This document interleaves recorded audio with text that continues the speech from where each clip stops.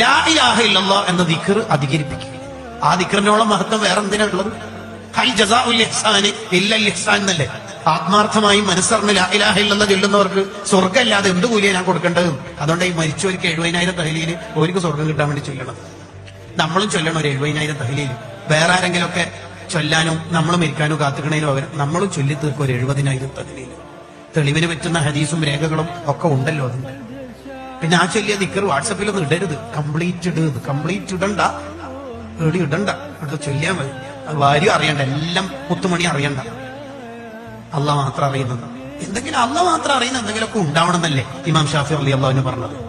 എന്നുള്ള ദിക്ർ, ഈ ദിക്റിന്റെ മഹത്വം എങ്ങനെ പറയുന്നറിയോ? 99 വലിയ ഏടുകൾ, തെറ്റുകുറ്റങ്ങളുടെ കൂമ്പാരമായിട്ടുള്ള ഏടുകൾ അയാളുടെ തട്ടില്, തിന്മയുടെ തട്ടിൽ വെക്കും.